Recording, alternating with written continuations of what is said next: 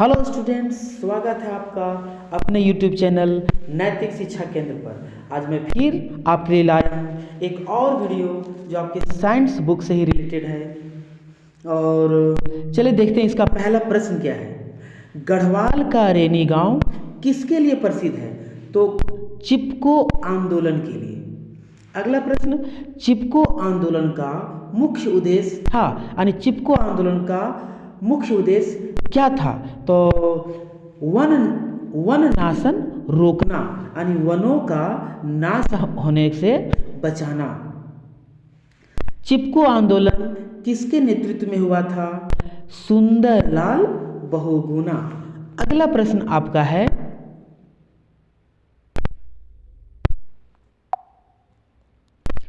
संपोषित विकास का अर्थ निम्न में से किसके संपोषित प्रबंधन से है?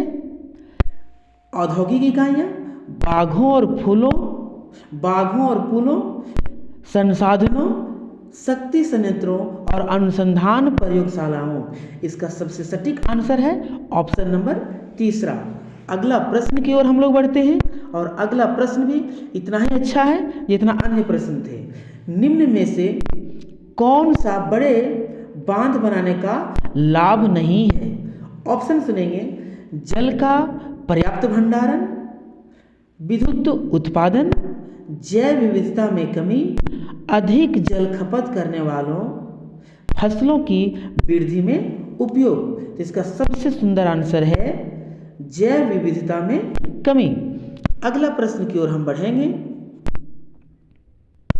और अगला प्रश्न आपका है,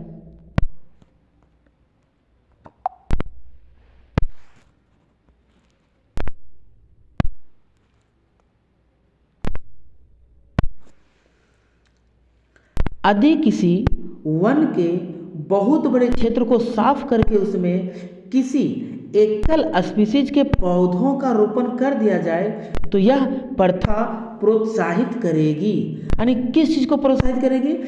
तो इसका आंसर होगा उस क्षेत्र में एक फसली कृषि को, उस क्षेत्र में एक फसली कृषि को। अगला प्रश्न आपका है,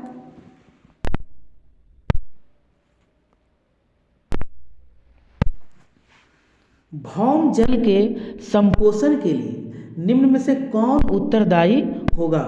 भौम जल का संपोषण के लिए निम्नलिखित में कौन उत्तरदायी होगा?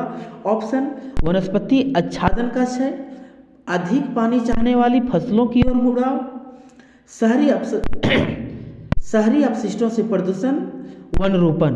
तो इसका आंसर होगा वन रोपण। चलिए अगला प्रश्न की ओर चलते हैं, और अगला प्रश्न आपका है, जीवाश्मी ईंधनों के अपूर्ण दहन से उत्पन्न अत्यधिक विषैला उत्पाद क्या है? तो सबसे विषैला जो उत्पाद होता है ये होता है सल्फर डाइऑक्साइड। अगला प्रश्न,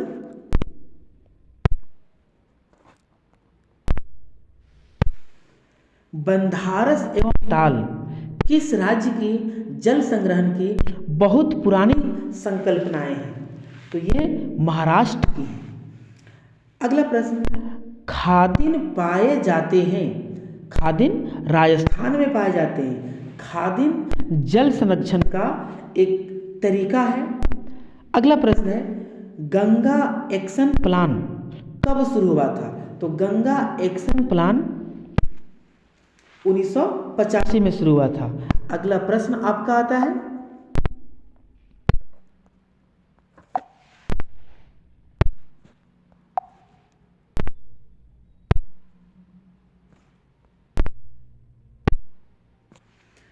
जन भागीदारी द्वारा वन प्रबंधन का कार्य पश्चिम बंगाल में किस वर्ष हुआ था?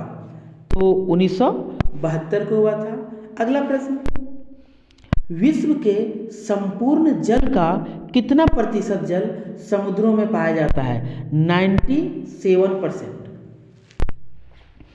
अगला प्रश्न आपका है,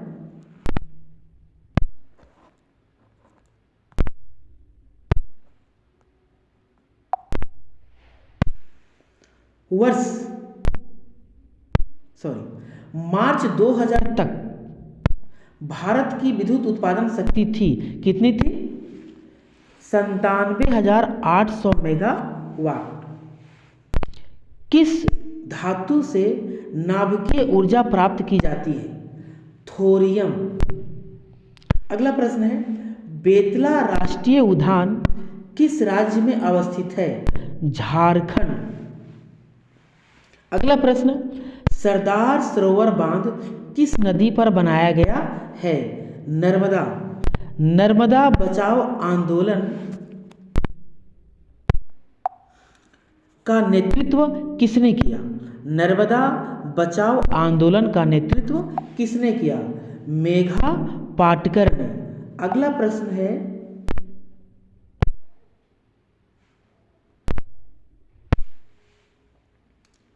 कोयला तथा पेट्रोलियम है, तो कोयला तथा पेट्रोलियम क्या है? तो ये जीवाश्म ईंधन है। अगला प्रश्न, निम्न में कौन एक भूमिगत जल का उदाहरण है? ऑप्शन सुनेंगे, नदी, कुआं, तालाब, समुद्र। भूमिगत जल का उदाहरण है। इसका उत्तर होगा कुआं, क्योंकि कुआं में जो जल आता है अधिकतर जल भूमिगत ही होता है। अगर आपको ये वीडियो अच्छा लगा तो वीडियो को लाइक और चैनल को सब्सक्राइब जरूर कर लें।